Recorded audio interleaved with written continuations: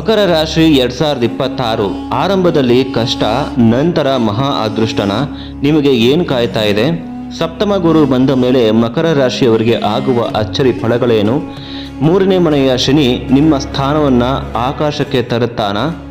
ವರ್ಷದ ಆರಂಭದಲ್ಲಿ ಹಣದ ತಡೆ, ಆದರೆ ನಂತರ ಧನಯೋಗ ಸ್ಫೋಟ, ಸತ್ಯ ಏನು? ದಾಂಪತ್ಯ, ಉದ್ಯೋಗ, ಹಣ, ಮಕರ ರಾಶಿಗೆ 2026ರಲ್ಲಿ ಯಾವುದರಲ್ಲಿ ಜಾಸ್ತಿ ಲಾಭ? ರಾಹುಕೇತು ಬದಲಾವಣೆ ಮಕರ ರಾಶಿಗೆ ಶುಭವೇ ಅಶುಭವೇ? ಸಂಪೂರ್ಣ ವಿಶ್ಲೇಷಣೆ. ಮಕರ ರಾಶಿಯವರಿಗೆ ವಿಜಯದ ವರ್ಷವೇ? ಉದ್ಯೋಗ ಮತ್ತು ವ್ಯಾಪಾರದಲ್ಲಿ ದೊಡ್ಡ ಬ್ರೇಕ್ ಬರೋ ಸಮಯ ಯಾವಾಗ? ಈ ಒಂದು ಪರಿಹಾರ ಮಾಡಿದರೆ ಮಕರ ರಾಶಿಗೆ 2026ರಲ್ಲಿ ಡಬ್ಬಲ್ ಅದೃಷ್ಟ. ನಮಸ್ಕಾರ ವೀಕ್ಷಕರೇ, ನಿಮ್ಮೆಲ್ಲರಿಗೂ ಯೂಟ್ಯೂಬ್ ಚಾನಲ್ಗೆ ಸ್ವಾಗತ. ನಾನು ಪ್ರಮೋದ್ ಕಶ್ಯಪ್. 2026ನೇ ಸಾಲಿನ ಮಕರ ರಾಶಿಯ ವರ್ಷ ಭವಿಷ್ಯ ಹೇಗಿದೆ ಅಂತ ತಿಳ್ಕೊಳ್ಳೋಣ. ಈ ವಿಡಿಯೋನ ಸ್ಕಿಪ್ ಮಾಡಿದಿರ ಕೊನೆಯ ತನಕ ನೋಡಿ, ಆಗ ಮಾತ್ರ ಅರ್ಥ ಆಗುತ್ತೆ. ಜೊತೆಗೆ ದಶಾಭುಕ್ತಿ ನಡೆಯುತ್ತಿದ್ದರೆ ಮಾತ್ರನೇ ನಾನು ಹೇಳಿರ್ತಕ್ಕಂಥ ಪ್ರತಿಯೊಂದು ಭವಿಷ್ಯವೂ ಕೂಡ ನಿಜವಾಗುತ್ತೆ. ಸೊ ವಿಡಿಯೋನ ಪ್ರಾರಂಭ ಮಾಡೋಣ. ಅದಕ್ಕೂ ಮುಂಚೆ ನನ್ನ ಚಾನಲ್ಗೆ ಯಾರ್ಯಾರು ಸಬ್ಸ್ಕ್ರೈಬ್ ಮಾಡ್ಕೊಂಡಿಲ್ಲ ಸಬ್ಸ್ಕ್ರೈಬ್ ಮಾಡ್ಕೊಳ್ಳಿ, ಶೇರ್ ಮಾಡಿ, ಲೈಕ್ ಮಾಡಿ ಅಂತ ಹೇಳ್ತಾ ವಿಡಿಯೋನ ನಾನೀಗ ಪ್ರಾರಂಭ ಮಾಡ್ತಾ ಇದ್ದೀನಿ. ನೋಡಿ, ಮಕರ ರಾಶಿಯವರಿಗೆ ಮಕರ ರಾಶಿಯ ಅಧಿಪತಿ ಶನಿ ಗ್ರಹ ಆಗ್ತಾನೆ.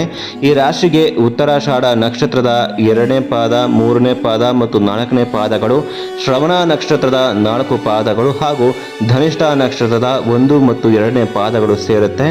ಈಗ 2026ರ ಪರಾಭವ ನಾಮ ಸಂವತ್ಸರದಲ್ಲಿ ಮಕರ ರಾಶಿಯವರಿಗೆ ಗ್ರಹಗಳ ಸಂಚಾರ ಹೇಗೆ ಫಲ ಕೊಡಲಿದೆ ಎಂಬುದನ್ನು ವಿವರವಾಗಿ ನೋಡ್ತಾ ಹೋಗೋಣ. ಈ ವರ್ಷದಲ್ಲಿ ಗುರುಗ್ರಹ 6ನೇ ಸ್ಥಾನದಿಂದ ಸಪ್ತಮ ಸ್ಥಾನಕ್ಕೆ ಸಂಚಾರ ಮಾಡ್ತಾನೆ. ಜೂನ್ 2ನೇ ತಾರೀಕಿನ ನಂತರ ನಿಮಗೆ ಸ್ಪಷ್ಟವಾದ ಗುರುಬಲ ದೊರೆಯುತ್ತೆ. ಶನಿಗ್ರಹ ವರ್ಷ ಪೂರ್ತಿ 3ನೇ ಮನೆಯಲ್ಲೇ ಇರುವುದರಿಂದ ಧೈರ್ಯ, ಪ್ರಯತ್ನ ಶಕ್ತಿ ಮತ್ತು ಸಾಧನೆ ಹೆಚ್ಚಾಗ್ತಾ ಹೋಗುತ್ತೆ. ರಾಹು 2ನೇ ಸ್ಥಾನದಿಂದ ಜನ್ಮಕ್ಕೆ ಅಂದರೆ 1ನೇ ಮನೆಗೆ ಬರಲಿದ್ದು ಕೇತು 8ರಿಂದ 7ಕ್ಕೆ ಸಾಗ್ತಾ ಹೋಗ್ತಾನೆ. ಈ ಸಂಚಾರಗಳ ಒಟ್ಟಾರೆ ಪರಿಣಾಮ ಮಕರ ರಾಶಿಯವರಿಗೆ ಮಿಶ್ರ ಆದರೆ ಹೆಚ್ಚು ಶುಭ ಫಲಗಳನ್ನು ನೀಡುವ ವರ್ಷ ಆಗಿರುತ್ತೆ. ಧರ್ಮಗ್ರಂಥಗಳಲ್ಲಿ ಸಪ್ತಮ ಗುರು ಕುರಿತು ಒಂದು ಶ್ಲೋಕ ಹೇಳುತ್ತೆ. ರಾಜದರ್ಶನಂ ಆರೋಗ್ಯಂ ಗಾಂಭೀರ್ಯಂ ಗಾತ್ರಪೋಷಣಂ ಅಭೀಷ್ಟ ಕಾರ್ಯ ಸಿದ್ಧಿಸಾತ್ ಸಪ್ತಮೋ ಗುರು. ಅಂದರೆ ಹಿರಿಯರು, ಅಧಿಕಾರಿಗಳು, ಗುರುಗಳ ಸಂಪರ್ಕ, ಉತ್ತಮ ಆರೋಗ್ಯ, ವ್ಯಕ್ತಿತ್ವದಲ್ಲಿ ಗಾಂಭೀರ್ಯ ಮತ್ತು ಮನಸ್ಸಿನ ಆಸೆಗಳು ಪೂರ್ಣಗೊಳ್ಳುತ್ತೆ. ಜೂನ್ ನಂತರ ಈ ಫಲಗಳು ಸ್ಪಷ್ಟವಾಗಿ ನಿಮಗೆ ಕಾಣಿಸ್ಕೊಳ್ತಾ ಹೋಗುತ್ತೆ. ಮೊದಲಿಗೆ ಆರ್ಥಿಕ ಸ್ಥಿತಿ. ವರ್ಷದ ಆರಂಭದಲ್ಲಿ ಜನವರಿ, ಫೆಬ್ರವರಿ, ಮಾರ್ಚ್ ತಿಂಗಳುಗಳಲ್ಲಿ ಹಣಕಾಸಿನ ವಿಚಾರದಲ್ಲಿ ಸ್ವಲ್ಪ ನಿಧಾನ ಅನುಭವವಾಗಬಹುದು. ಕೆಲ ಅಡೆತಡೆಗಳು, ಬಾಕಿ ಹಣ ಸಿಕ್ಕದೆ ವಿಳಂಬ ಇತ್ಯಾದಿ ಸಮಸ್ಯೆಗಳು ಕಂಡು ಬರಬಹುದು. ಆದರೆ ಜೂನ್ ನಂತರ ಪರಿಸ್ಥಿತಿ ಸಂಪೂರ್ಣ ಬದಲಾಗುತ್ತೆ. ಆದಾಯದ ಮಾರ್ಗಗಳು ಹೆಚ್ಚಾಗುತ್ತೆ. ಹಳೆಯ ಪ್ರಯತ್ನಗಳಿಗೆ ಫಲ ಸಿಗುತ್ತೆ. ಹಳೆಯ ಆಸ್ತಿ ವಿಚಾರ, ಪಿತ್ರಾರ್ಜಿತ ಸಂಪತ್ತು ಅಥವಾ ಸಂಗಾತಿಯ ಮೂಲಕ ಆಕಸ್ಮಿಕ ಧನಲಾಭ ಸಾಧ್ಯತೆ ಇದೆ. ಆದಾಯ ಸರಾಸರಿ ಇದ್ದರೂ ಖರ್ಚು ಸ್ವಲ್ಪ ಹೆಚ್ಚಾಗಬಹುದು. ಆದ್ದರಿಂದ ಹಣದ ಯೋಜನೆ ಮಾಡಿಕೊಂಡು ಸಾಗುವುದು ಒಳಿತು. ನಂತರ ವೃತ್ತಿ ಮತ್ತು ಉದ್ಯೋಗ. 3ನೇ ಮನೆಯ ಶನಿ ನಿಮಗೆ ಅತ್ಯಂತ ಸಹಾಯಕ. ಇದು ನಿಮ್ಮ ಸ್ಥಾನಮಾನವನ್ನು ಮೇಲಕ್ಕೆತ್ತುವ ಶಕ್ತಿ ಹೊಂದಿದೆ. ಕೆಲಸದಲ್ಲಿ ಪರಿಶ್ರಮಕ್ಕೆ ತಕ್ಕ ಪ್ರತಿಫಲ ಸಿಗುತ್ತದೆ. ಹೊಸ ಜವಾಬ್ದಾರಿಗಳು, ಪದೋನ್ನತಿ ಅಥವಾ ಕೆಲಸದ ಬದಲಾವಣೆ ಸಂಭವಿಸಬಹುದು. ವ್ಯಾಪಾರಿಗಳಿಗೆ ಉತ್ತಮ ಮಾರಾಟ, ಹೊಸ ಶಾಖೆ ಅಥವಾ ಸ್ಥಿರ ವ್ಯಾಪಾರದ ಸ್ಥಳ ಸಿಗುವ ಯೋಗ ಇದೆ. ತಂತ್ರಜ್ಞಾನ ಕ್ಷೇತ್ರ, IT, ಸಂಶೋಧನೆ, ಇಂಟೆಲಿಜೆನ್ಸ್, ಟ್ರಾಫಿಕ್ ಪೊಲೀಸ್, ಸರ್ಕಾರಿ ಉದ್ಯೋಗಿಗಳಿಗೆ ಈ ವರ್ಷ ವಿಶೇಷ ಅನುಕೂಲಕರ. ಬ್ಯಾಂಕಿಂಗ್ ಕ್ಷೇತ್ರದವರಿಗೂ ಉತ್ತಮ ಪ್ರಗತಿ ಕಾಣಿಸಬಹುದು. ವಿದೇಶ ಸಂಬಂಧಿತ ಕೆಲಸ ಮಾಡುವವರಿಗೆ ವೀಸಾ, ಗ್ರೀನ್ ಕಾರ್ಡ್ ಅಥವಾ ಸ್ಥಿರತೆ ಸಿಗುವ ಸಾಧ್ಯತೆ ಇದೆ. ನಂತರ ಕುಟುಂಬ ಮತ್ತು ಸಂಬಂಧಗಳು. ಸಪ್ತಮ ಗುರುವಿಂದ ದಾಂಪತ್ಯ ಜೀವನದಲ್ಲಿ ಒಳ್ಳೆಯ ಬೆಳವಣಿಗೆ, ಸಂಗಾತಿಯ ಉದ್ಯೋಗದಲ್ಲಿ ಬಡ್ತಿ ಅಥವಾ ಉತ್ತಮ ಅವಕಾಶ ಬರಬಹುದು. ಪ್ರೇಮ ಸಂಬಂಧಿಗಳಿಗೆ ಕುಟುಂಬದ ಮನ್ನಣೆ ಸಿಗುವ ಸಾಧ್ಯತೆ ಇದೆ. ಆದರೆ ವರ್ಷದ ಮಧ್ಯದಲ್ಲಿ ಗಂಡ ಹೆಂಡತಿ ನಡುವೆ ಸಣ್ಣ ಪುಟ್ಟ ವಾಗ್ವಾದಗಳು ಸಂಭವಿಸಬಹುದು. ಅವು ದೊಡ್ಡ ಮಟ್ಟಕ್ಕೆ ಹೋಗದಂತೆ ಸಹನೆ ಮತ್ತು ಸಂಭಾಷಣೆ ಕಾಪಾಡಿಕೊಳ್ಳಬೇಕು. ಕೆಲ ಸಂದರ್ಭಗಳಲ್ಲಿ ಕಲಹಗಳು ಹೆಚ್ಚಾದರೂ ನಂತರ ಸಮಾಧಾನವಾಗುವ ಯೋಗವೂ ಇದೆ. ಕುಟುಂಬದಲ್ಲಿ ಯಾರಿಗಾದರೂ ಅನಾರೋಗ್ಯ ಕಾಡುವ ಸೂಚನೆ ಇದೆ. ವಿಶೇಷವಾಗಿ ಸಹೋದರರು ಅಥವಾ ಬಂಧುಗಳ ಬಗ್ಗೆ ಕಾಳಜಿ ವಹಿಸಬೇಕು. ನಂತರ ಆರೋಗ್ಯ. ಒಟ್ಟಾರೆ ಆರೋಗ್ಯ ಉತ್ತಮವಾಗಿದ್ದರೂ ಕೆಲವು ಸಣ್ಣ ಸಮಸ್ಯೆಗಳು ಕಾಡಬಹುದು. ವಿಶೇಷವಾಗಿ ಹಲ್ಲು ಮತ್ತು ವಸಡು ತೊಂದರೆ, ಗಂಟಲು ನೋವು, ವರ್ಷದ ಕೊನೆಯಲ್ಲಿ BP ಅಥವಾ ಶುಗರ್ ಸಮಸ್ಯೆ ಇದ್ದರೆ ಹೆಚ್ಚಾಗುವ ಸಾಧ್ಯತೆ ಇರುತ್ತೆ. ಆದ್ದರಿಂದ ನಿಯಮಿತ ತಪಾಸಣೆ ಮತ್ತು ಆಹಾರ ನಿಯಂತ್ರಣ ಅಗತ್ಯ. ರಾತ್ರಿ ಪ್ರಯಾಣ, ಹೆಚ್ಚು ವೇಗದ ಡ್ರೈವಿಂಗ್ ತಪ್ಪಿಸುವುದು ಒಳಿತು. ಶಿಕ್ಷಣ ಮತ್ತು ಸ್ಪರ್ಧಾತ್ಮಕ ಪರೀಕ್ಷೆಗಳು. ನೋಡಿ, ಉನ್ನತ ಶಿಕ್ಷಣ ಮಾಡುತ್ತಿರೋರಿಗೆ ವಿಶೇಷವಾಗಿ PhD, IAS, KAS ಮುಂತಾದ ಸ್ಪರ್ಧಾತ್ಮಕ ಪರೀಕ್ಷೆಗಳಿಗೆ ಸಿದ್ಧರಾಗಿರುವವರಿಗೆ ಉತ್ತಮ ಪ್ರಗತಿ ಕಾಣಿಸುತ್ತದೆ.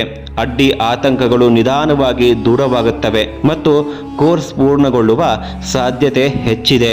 ಸಂಶೋಧಕರು, ವಿಜ್ಞಾನಿಗಳಿಗೆ ಹೊಸ ಅವಕಾಶಗಳು ತೆರೆದುಕೊಳ್ಳುತ್ತವೆ. ಆಸ್ತಿ ಮತ್ತು ವಾಹನ ಯೋಗ. ಈ ವರ್ಷದಲ್ಲಿ ಮನೆ, ಜಮೀನು ಅಥವಾ ಫಾರ್ಮ್ ಹೌಸ್ ಖರೀದಿ ಯೋಗ ಬಲವಾಗಿದೆ. ಕಟ್ಟಡ ನಿರ್ಮಾಣ ಯೋಚನೆ ಇದ್ದರೆ ಹಣದ ವ್ಯವಸ್ಥೆ ಸ್ವಯಂ ಸಿದ್ಧವಾಗುವ ಸಾಧ್ಯತೆಯೂ ಕೂಡ ಇದೆ. ವಾಹನ ಖರೀದಿ ಕೂಡ ಶುಭಕರ. ಆದರೆ ಆಸ್ತಿ ವ್ಯವಹಾರಗಳಲ್ಲಿ ತ್ವರಿತ ನಿರ್ಧಾರ ತೆಗೆದುಕೊಳ್ಳದೆ ದಾಖಲೆಗಳನ್ನು ಚೆಕ್ ಮಾಡಿ ಮುಂದುವರಿಬೇಕು. ರಾಜಕೀಯ ಮತ್ತು ಸಾರ್ವಜನಿಕ ಜೀವನ. ರಾಜಕೀಯ ಕ್ಷೇತ್ರದವರಿಗೆ ಆಕಸ್ಮಿಕ ಧನಲಾಭ, ಸ್ಥಾನಮಾನ ಏರಿಕೆ ಸಾಧ್ಯತೆ ಇದೆ. ಜನಪ್ರಿಯ ಹೆಚ್ಚಾಗುತ್ತದೆ. ಧೈರ್ಯದಿಂದ ತೆಗೆದುಕೊಂಡ ನಿರ್ಧಾರಗಳು ಯಶಸ್ಸು ತರುತ್ತವೆ. ಮಹಿಳೆಯರಿಗಾಗಿ ವಿಶೇಷ ಫಲಗಳು. ಮನೆ ಮಾತಾಗಿ ಇದ್ದ ಮಹಿಳೆಯರು ಉದ್ಯೋಗದ ಕಡೆ ತಿರುಗುವ ಸಾಧ್ಯತೆ ಇದೆ. ಉದ್ಯೋಗದಲ್ಲಿ ಸ್ಥಾನಪಲ್ಲಟ ಅಥವಾ ಹೊಸ ಅವಕಾಶಗಳು ಸಿಗಬಹುದು. ಆದರೆ ಹಣಕಾಸಿನಲ್ಲಿ ಅತಿಯಾದ ಸಾಲ ತೆಗೆದುಕೊಳ್ಳುವುದನ್ನು ತಪ್ಪಿಸಬೇಕು. ಮಕ್ಕಳ ಆರೋಗ್ಯದ ಬಗ್ಗೆ ಕೆಲ ಸಮಯ ಚಿಂತೆ ಇರಬಹುದು. ವಿಶೇಷ ಗಮನ ಅಗತ್ಯ. ಜಾಗ್ರತೆ. ಈ ವರ್ಷ ಮಕರ ರಾಶಿಯವರಿಗೆ ಎಲ್ಲೆಲ್ಲಿ ಅಂತ ನೋಡಿದಾಗ ಅತಿಯಾದ ಆಸೆ ಮತ್ತು ಹೊಡಿಕೆಯನ್ನು ತಪ್ಪಿಸಿ. ಸಾಲ ಕೊಡುವಾಗ, ತೆಗೆದುಕೊಳ್ಳುವಾಗ ಎಚ್ಚರ. ಕೋಪದ ಮಾತು ಕಡಿಮೆ ಮಾಡಿ. ಆರೋಗ್ಯ ನಿರ್ಲಕ್ಷ್ಯ ಮಾಡಬೇಡಿ. ರಾತ್ರಿ ಪ್ರಯಾಣದಲ್ಲಿ ಜಾಗ್ರತೆ. ಪರಿಹಾರಗಳು ಅಂತ ಬಂದಾಗ ಈ ವರ್ಷ ಶುಭ ಫಲ ಹೆಚ್ಚಿಸಲು ಕೆಳಗಿನ ಪರಿಹಾರವನ್ನು ಮಕರ ರಾಶಿಯವರು ಮಾಡಿಕೊಳ್ಳಲೇಬೇಕಾಗತ್ತೆ. ಪ್ರತಿದಿನ ಹನುಮಾನ್ ಜಪ ಮಾಡುವುದು, ಸುಬ್ರಹ್ಮಣ್ಯ ಸ್ವಾಮಿ ಸ್ತೋತ್ರ ಪಠಣ ಮಾಡುವುದು, ಓಂ ಶರವಣ ಭವಾಯ ನಮಃ ಅಂತ ಹೇಳಿ ಪ್ರತಿದಿನ ಜಪ ಮಾಡೋದ್ರಿಂದ ಶುಭ ಫಲಗಳು ಮಕರ ರಾಶಿಯವರಿಗೆ ದೊರೆಯುತ್ತೆ. ಷಷ್ಠಿ ತಿಥಿಯಲ್ಲಿ ಸುಬ್ರಹ್ಮಣ್ಯ ದೇವರ ದರ್ಶನ, ನಾಗಾರಾಧನೆ ಮಾಡುವುದು, ಪ್ರದೋಷ ಪೂಜೆಯಲ್ಲಿ ಭಾಗವಹಿಸುವುದು, ಕನಿಷ್ಠ 5 ಜನರಿಗೆ ಕನ್ನಡಕ ದಾನ ಮಾಡುವುದು. ಅದೃಷ್ಟ ಸಂಖ್ಯೆಗಳು 4 ಮತ್ತು 7. ಅದೃಷ್ಟ ಬಣ್ಣಗಳು ಕಪ್ಪು ಮತ್ತು ನೀಲಿ. ಶುಭ ದಿಕ್ಕುಗಳು ಪೂರ್ವ ಮತ್ತು ದಕ್ಷಿಣ.